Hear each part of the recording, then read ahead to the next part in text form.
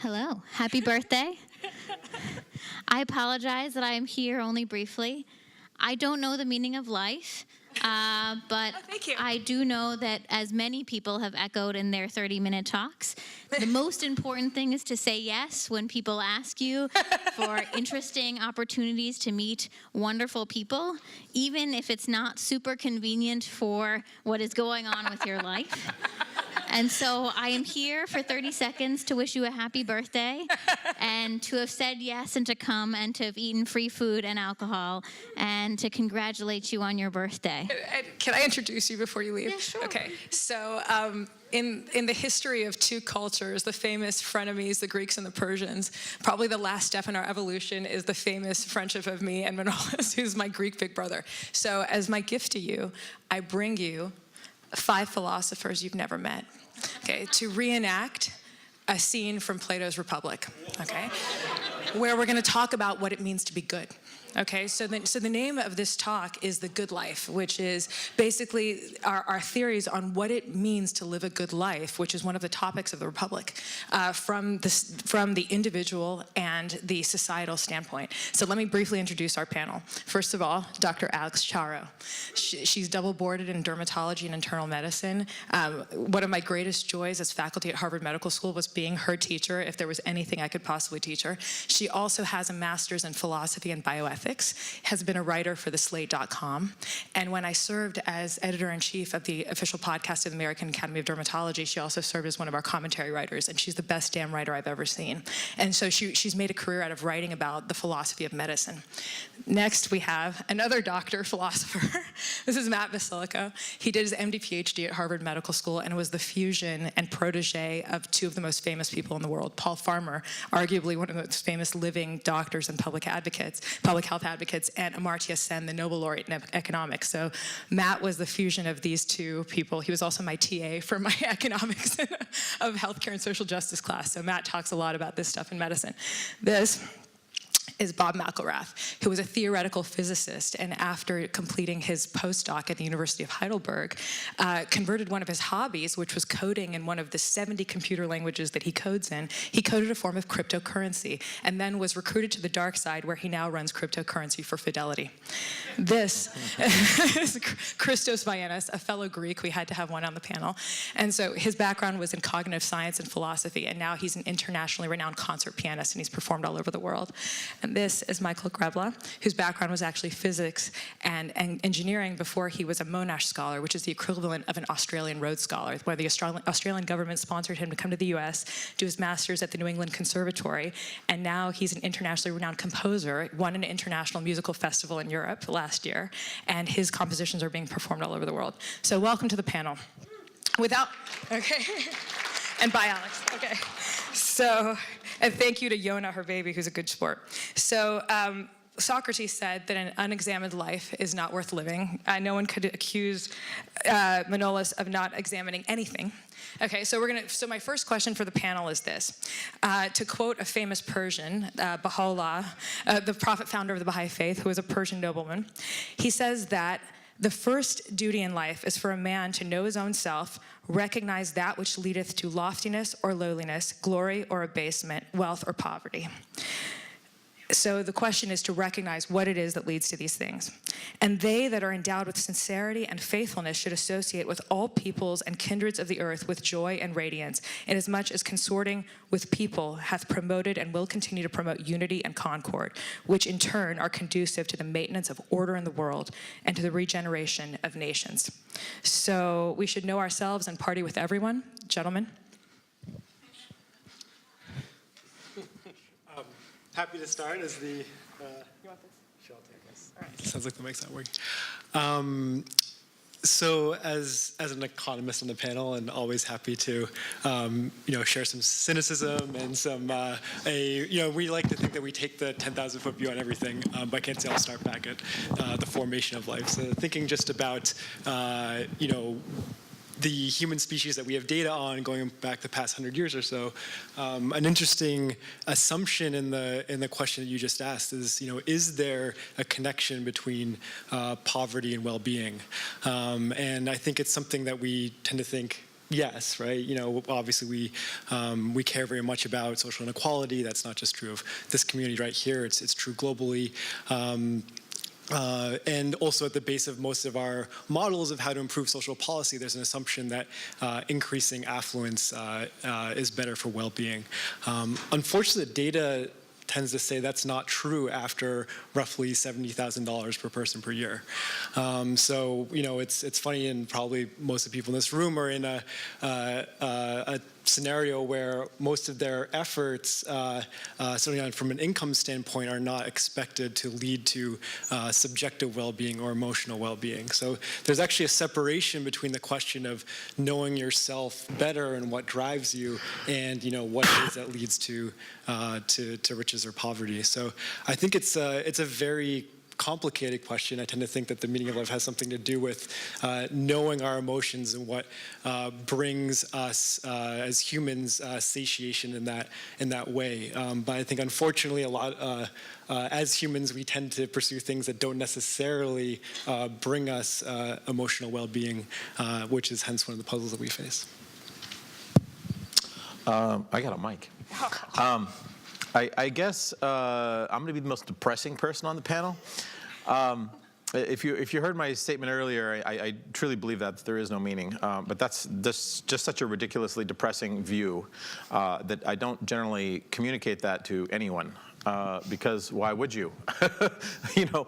We all want to live, in the moment and live with the people around us and enjoy the people around us. But, if we live in a universe, and so my background's theoretical physics, and I spent a whole lot of time studying the universe. If the universe is truly meaningless, right, then, in many ways, the only thing we have is today. And the only other thing we have is tomorrow. Like, what impact can we have that is really, truly impactful in the long-term view? I really, truly believe this statement, the unexamined life is not worth living. And I certainly do a heck of a lot of examination of my own life, but I don't generally communicate it because I find it incredibly awkward. And so, anyway,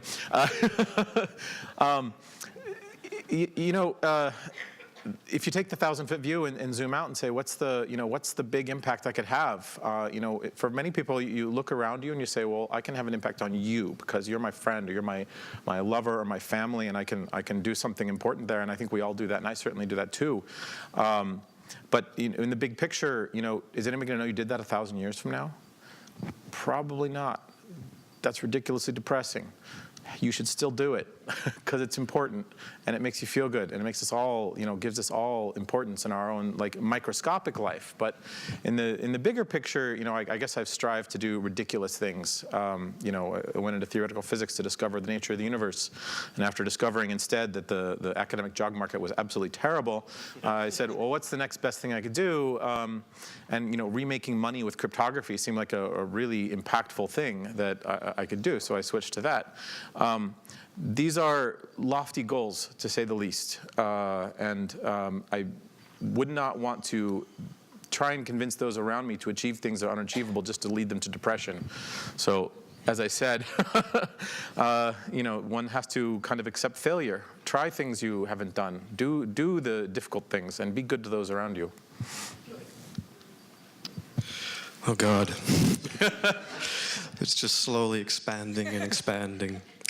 And we're using language, which, as we've talked about, is rather ambiguous and metaphorical in nature, you could argue, in the sense of what are we talking about? Actually, what is, ultimately, what do we even mean when we're trying to get across, and is anyone even understanding that? Or are we all interpreting it in various ways, so on and so forth? And when one is perceiving one's experience, you can look at things, as we've kind of alluded to, externally, the world of it and its language, so to speak, domain of science, physics, sociology, systems theory, so on and so forth. Or you can turn consciousness inward and look at one's subjective experience, the science of subjectivity, which we actually find globally when we're getting into these more grand questions, is very well documented in a lot of Eastern traditions that our current academic system has not really integrated into its understanding of self. Know thyself. What is self? Self is both the universe within and without. Now, I found that I was drawn to studying Eastern traditions because of the depth of subjective experience that they document, the states of self greater than an egocentric consciousness that you can feel, going back to that sense of the warm hug, the surrender. You can't differentiate that into an egoic sense of self. But does that mean that the ego is the highest level of evolution? Or are there states of consciousness that dissolve that into a greater feeling of being, of ecstasy, of love, of beauty, of rapture, of saying yes rather than no to experience? That is a value. That is a spiritual value. We're living in a society that is, one could say, rather fragmented, modernistically fragmented, not saying we should go back to a pre-modern time, but that nonetheless we feel we want a sense of unity in our lives, a sense of integration, of meaning. To me, I'm in the domain of culture, the domain of feeling, the domain of shared emotion, shared dreams, visions, memories, experiences that people seem to find inherently valuable, whether or not they know it or consciously would, say that. A lot of times when people speak about what's meaningful, they draw from that reservoir of subjective experience. That's what's meaning at the end of the day. That's what you go back to. That's what you fall in love with. That's what you miss, long for, all of these things. So, to me, it's about paradox. It's about meaninglessness and meaning. That's the positive and negative in every moment. It's about love and hate. It's about life is meaningful and it's not. But is there a consciousness that can receive both of those and transcend the dilemma of meaning and non-meaning? I think until more human beings are able to have that experience, I'm telling you that it's possible. Maybe you disagree, but to me, culture has served. Music wasn't something that you always just could consume in this little digital, package. It was a lullaby to sing a child to sleep. It was a song of mourning at a funeral, a dance of celebration at a wedding. It was something that drew you into a participatory relationship to life that was washed away that illusion of meaninglessness and allowed you to feel that it was okay, that life is workable. And we need that reminder constantly. And when we're living in a fragmented world, I think we can really get wrapped up in those functional demands. And we even think about something like Maslow's hierarchy, where you have the survival needs and then the being needs. But is that really true? Actually, I mean, there's studies like my friend's doing research on the banjo, which goes back into this instrument that basically came over from Africa by route of the slave trade through Haiti and became an instrument that was often played, in very difficult situations. But there's stories of people running, slaves running for hours in the middle of the night to go somewhere to dance, to sing, to feel their soul, their spirit. This is not something that's going to make their bodies stronger after working long days. This is a basic need. It's not something to do once you did your homework, So to me, it's about creating cultural context, working with the infrastructures such as blockchain and things. Can we reorganize society in a way that's more integrative, that balances internal and external experience in a way that's inherently meaningful to us? Anyway, that's where my mind is going. Thank you. Good evening, and thank you, Shadi, for inviting me to speak this evening. It's a wonderful opportunity. So I'm a composer, which means I write, and I'm guessing a lot of people here are academics. And hands up if you've written something in this room. Okay, great. So the number one thing about writing is you'll find you'll do a lot of other things apart from writing, which will include contemplating the universe, the life and meaning of everything. I often find that it's my thoughts often wander to these things when I'm writing. As far as the question, which was, is it sort of the practice of reflection and its importance to oneself and society? I think it is important. I think it's difficult to reflect on oneself without changing oneself, which I think is actually the uncertainty principle, physics. That's one of the videos we have, actually. If you look at the Scott Aronson quantum computing video, we get onto that principle. Great, well, you probably got that from me. So I think that is important.